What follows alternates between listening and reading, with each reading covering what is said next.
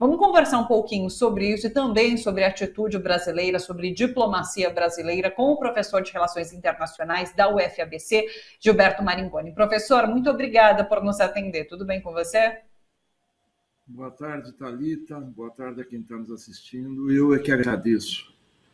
Eu estou chocado aqui, embora eu tenha visto muitas imagens esses dias, dá vontade de chorar e de raiva dessa situação, desse médico falando, esses gritos no fundo. Isso não é encenação, isso é, como você bem falou, genocídio perpetrado por uma política nazista. Eu não quero discutir se Israel é nazista ou não. A política de Israel é nazista, desumana, deve ser repudiada pelo mundo, está sendo repudiada pelas populações. O que acontece é que vários governos, em especial na Europa e nos Estados Unidos, ficam sendo não só condescendentes, mas apoiando essa política. É mais ou menos como se em 1938, 1939, os Estados Unidos, países europeus, fossem a Berlim externar cordialidade ao regime nazista, ao chanceler Adolf Hitler, pela bela política que eles estavam começando a fazer na Polônia e no leste europeu. Isso é inaceitável. Israel tem que ser banido da comunidade internacional, tem que ser expulso da ONU, os países têm que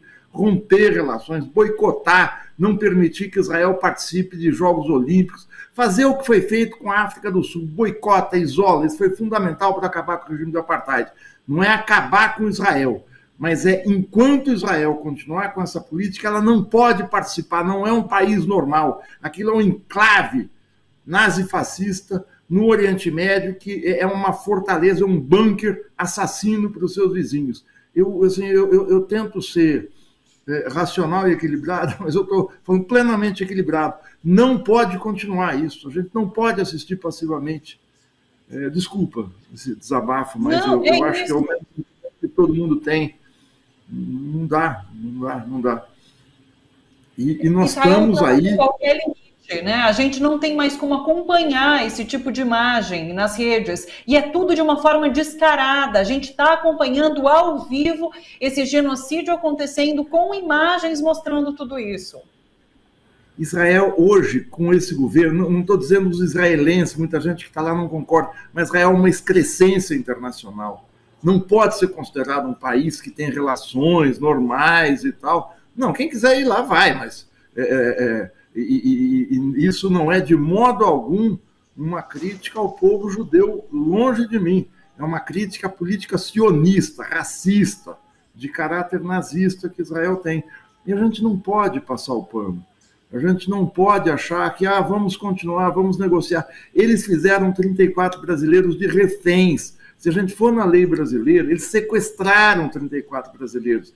Não adianta, cinicamente, a Embaixada de Israel, como há pouco lançou uma nota, dizendo que não depende de Israel a soltura dos presos. Depende, porque Gaza não tem aeroporto, Gaza não é um Estado. Quem ocupa Gaza, a força ocupante colonial, é Israel. Israel sequestrou 34 brasileiros, está chantageando o governo brasileiro. Hoje pela manhã, o chanceler Mauro Vieira tinha convocado uma coletiva, que era uma coletiva meio de alegria, triunfal, comemorando a saída dos brasileiros de lá.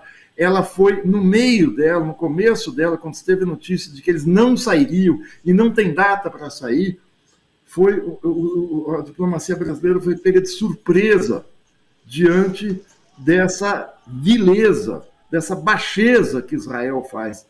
E esse embaixador de Israel aqui é um gangster. Ele tem que ser expulso do Brasil. Não há condescendência. A diplomacia brasileira vai se desmoralizar se manter essa excrescência humana aqui no Brasil, essa figura que provoca o governo brasileiro. O embaixador é o representante de um país. Ele representa o país diante dos órgãos oficiais do governo brasileiro. O embaixador não pode fazer política interna no país em que ele representa. Esse embaixador, anteontem, se reuniu com o Bolsonaro, com deputados de extrema-direita, no Congresso Nacional. O embaixador se relaciona com o Ministério das Relações Exteriores do Brasil. Ele não vai se relacionar com outros atores. Ele se reuniu, ele provocou o governo brasileiro a ponto do Bolsonaro dizer que ele tinha negociado as redes bolsonaristas estão divulgando isso, que o Bolsonaro é quem está negociando a saída. Esse embaixador tem que sair daqui. É um agente da extrema-direita. É um sujeito perigoso, antidemocrático, que quer solapar. Se a gente acha que o bolsonarismo é golpista, esse é um golpista estrangeiro aqui dentro que tem que ser expulso do país. Eu entendo que a diplomacia brasileira esteja tomando todos os cuidados, porque o país desse embaixador sequestrou 34 brasileiros e receia, justamente, que Israel mate os 34 brasileiros. Eles vão dizer se aconteceu alguma coisa, que foi o Hamas, que foi não sei o quê, que aconteceu, vejam só e tal. Não, Israel pode matar, tem o poder de vida e morte sobre esses brasileiros. Isso tem que ser dito claro e bom som. Se acontecer alguma coisa com algum desses brasileiros, o responsável é o governo assassino de Israel. Deixa eu tomar fôlego aqui. Porque Israel continua tentando, de todas as formas, colocar o Hamas como culpado por essa prisão dos brasileiros ali na faixa de Gaza. Essa nota do embaixador de Israel aqui no Brasil, que foi liberada agora há pouco, trata-se disso. Então, realmente, esses brasileiros continuam em risco de serem assassinados por Israel ali na faixa de Gaza.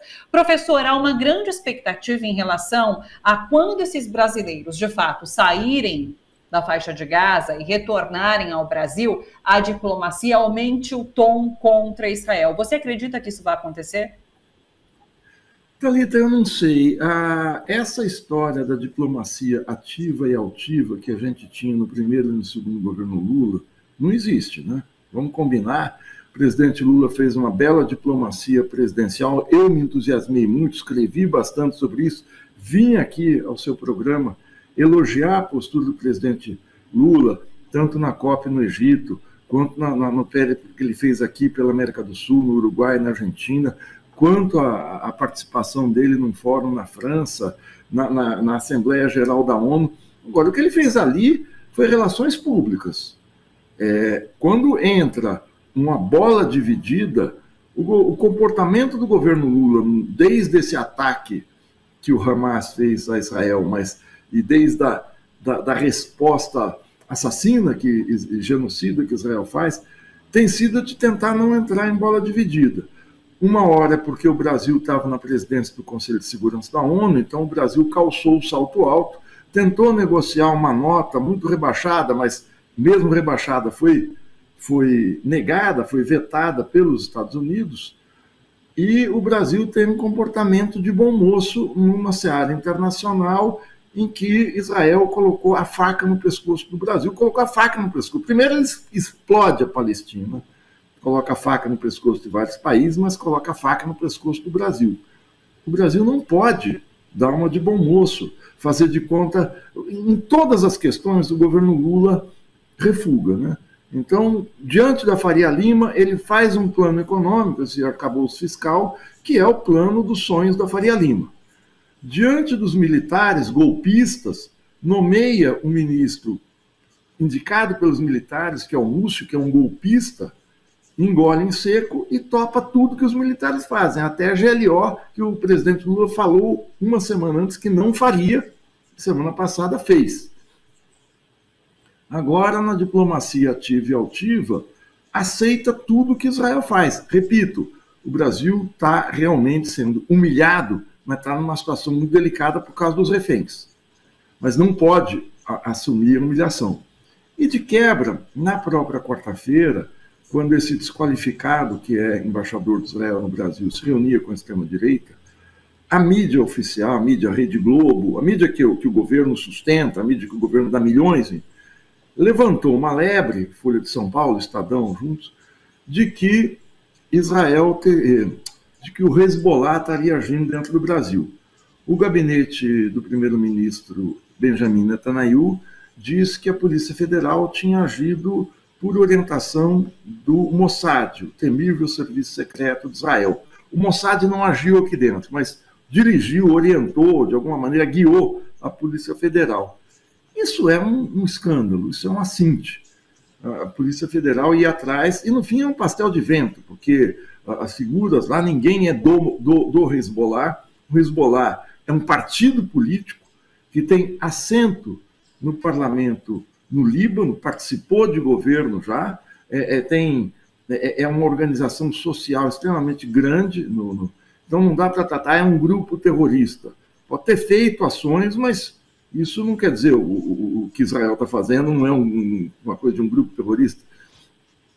Nunca atuou no Brasil, seria um contrassenso que o Líbano, um país com quem o Brasil tem relações amigáveis, o Brasil nunca teve nenhum tipo de discriminação, seja a cidadãos, cidadãs, a diplomacia libanesa, aliás, ao contrário, o Brasil tem a maior colônia libanesa do mundo fora do Líbano. É algo como entre 7 e 10 milhões de pessoas. O Hezbollah é financiado pelo Irã. O Irã tem ótimas relações com o Brasil, acabou de entrar no BRICS, é parceiro do BRICS. Isso é uma manobra diversionista. Não me espantarei se tiver aí dedo de embaixada americana para tentar isolar o Brasil dentro do BRICS.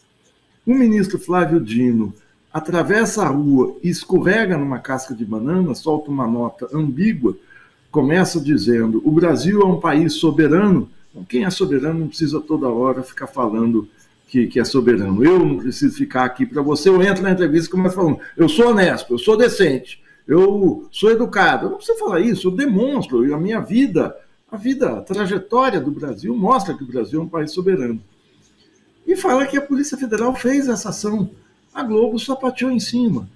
Isso é uma manobra diversionista, que o Brasil caiu como um patinho nessa história. Então, a diplomacia tem que agir também com o Serviço de Segurança Interno brasileiros, para que o Brasil não seja humilhado por um país que é um bunker, que é uma excrescência internacional, que é Israel. Vencida essa etapa dos reféns, dos sequestrados de Israel, o Brasil precisa endurecer. O meu desejo é que o Brasil rompa relações com essa excrescência. Agora, o Itamaraty tem uma série de pesos e contrapesos. Tem um peso de uma colônia sionista aqui dentro do Brasil, mas que o Brasil deveria expulsar esse embaixador e chamar o seu embaixador em Tel Aviv para cá, para o Brasil, o que indica uma crise diplomática muito séria. Isso teria que ser feito, não tenho a menor dúvida. Professor, você acredita que esse episódio, essa armadilha da Mossad de Israel com o Brasil, tem algum impacto nos rumos do Hezbollah nessa guerra? Porque, inclusive, Hezbollah fez um pronunciamento na sexta-feira passada e vai fazer um amanhã, está marcado, né, para falar mais uma vez sobre os rumos da guerra e como ele tem participado desse conflito. Na sua avaliação, impacta de alguma forma ou não? O Hezbollah, enfim, continua, vai estar alheio a esse episódio e vai continuar com seu planejamento em relação à guerra? Olha, aí eu só posso dar impressões e opiniões. O primeiro é o seguinte: eu acho que o Hezbollah não vai nem se tocar com essa questão brasileira. Isso foi uma operação de sabotagem, uma provocação que o gabinete do primeiro-ministro Netanyahu fez, assinou o recibo ao emitir a nota, contra o Brasil. É o seguinte: o Brasil tentou negociar uma nota branda no mês passado, não se alinhou totalmente a Israel como Israel queria, como os Estados Unidos queriam, então o Israel puxa a faca em direção ao Brasil. Não tem nada a ver com o Hezbollah. Repito, as duas figuras presas até agora não se provou que sejam do Hezbollah. Aliás, isso sumiu do noticiário hoje. Assim como surgiu, desapareceu. O Hezbollah, como eu disse, é um partido político do Líbano. O Hezbollah entrar na guerra significa o Líbano entrar. Não há nenhum indicativo até aqui que o Líbano vai entrar nessa guerra. O que os países árabes estão fazendo cada vez mais é isolar Israel. Teve alguma coisa no norte de Israel, o Hezbollah soltar alguns foguetes e tal, mas eu duvido, pelo menos agora, posso morder a língua daqui a 2 dias, mas não me parece que o Hezbollah vai entrar nesse conflito agora, e não é por covardia, é porque é preciso levar em conta a vida das pessoas que estão ali na faixa de Gaza, com falta de água, falta de luz, numa situação, como a gente viu nesse filme aí, extremamente vulnerável. causada por esse país assassino, esse Estado assassino, que é o Estado de Israel. Professor, como você avalia os Estados Unidos, a posição dos Estados Unidos nesse momento? Parece haver uma mudança de rumo dos Estados Unidos, do presidente Biden, que passa a pedir com mais ênfase uma pausa humanitária, um corredor humanitário, porque vê sua popularidade caindo e muito lá nos Estados Unidos, prestes a ter um processo eleitoral no país. A queda de popularidade do Biden é difícil avaliar se ela tem a ver com esse episódio. O New York Times soltou a última pesquisa que eu vi, não sei se saiu alguma hoje. Foi uma pesquisa um levantamento em 5 estados que dava uma diferença considerável, fora da margem de erro, para o Donald Trump. Mas isso tem questões internas aos Estados Unidos muito sérias. O que a gente vê é o seguinte: os Estados Unidos não vão mal economicamente. O país tem crescido uma taxa de 2,5% ao ano nos últimos 5 anos. Tem gerado empregos, não há desemprego. O que ocorre é uma queda da qualidade dos empregos, ou seja, são empregos com salários muito, muito baixos, sem registro, sem direitos, sem garantias, e isso provoca um descontentamento muito sério nos Estados Unidos. É um crescimento com concentração de renda, não é um crescimento que você desenvolve o país, você espalha a renda. Um segundo ponto é o seguinte: essa perda de qualidade de vida advinda não do baixo crescimento, mas dos empregos ruins, especialmente para a população mais pobre, bate em cima com os generosos aportes que o presidente Biden anunciou que faria para a Ucrânia, na guerra da Ucrânia. A essa altura, a situação da Ucrânia parece muito difícil de ser revertida em favor de Kiev, ou seja, em favor do governo ucraniano. Me parece que a Rússia consolidou as suas posições internas. O que a Rússia quer é manter o leste da Ucrânia, o Donbás, com população de maioria russa, e manter uma saída ali para o porto de Odessa, no sul. Manter ali numa região central da Ucrânia, que é a Crimeia, e uma zona de livre circulação para a Rússia. É isso, a Rússia não estava querendo derrubar o governo Zelensky, pelo menos não estava nos seus planos, na explicitação dos seus planos. Mas a Ucrânia foi um sorvedouro de recursos grande, e mais do que tudo, tem uma série de denúncias de corrupção do Zelensky e do seu governo. Isso provoca desgaste nos Estados Unidos. É uma guerra inglória que eles se meteram, eles não colocaram tropas na Ucrânia, mas colocaram dinheiro. O apoio a Israel está gerando nos Estados Unidos, entre a população, crescente descontentamento. Eu vi uma pesquisa semana passada, não sei identificar a fonte, que a gente vê tanta coisa, mas que 60% dos pesquisados davam conta que são contra a ação que Israel está fazendo na faixa de Gaza. Não era um questionamento a Israel, mas a ação concreta que Israel faz lá dentro. Então, existe isso. Existem manifestações de rua. Ontem a gente teve algo muito importante, que foi jornalistas e vários ativistas entrarem no saguão do prédio da sede do New York Times para denunciar a cobertura péssima que o jornal vem fazendo desse ataque israelense. E isso também nos países europeus, a gente tem visto aí pela internet, tem crescido muito. No entanto, os governos francês, o governo britânico especialmente, e o governo alemão continuam firmes com Netanyahu. Agora, o desgaste internacional é muito, muito grande. Israel está pouco ligando para o desgaste internacional, nunca ligaram. Enquanto tiver uma ligação umbilical com os Estados Unidos, em termos da comunidade sionista nos Estados Unidos continuar mandando dinheiro para Israel, os Estados Unidos continuarem sendo parceiros na área bélica, na área militar, tudo bem. O que é um problema nos Estados Unidos é que a gente vê na institucionalidade figuras que eu, pelo menos, talvez você também julgasse como progressistas de centro-esquerda dentro do Partido Democrata, como a Alejandro Ocasio-Cortez e como o próprio Bernie Sanders, tem tido comportamentos vergonhosos.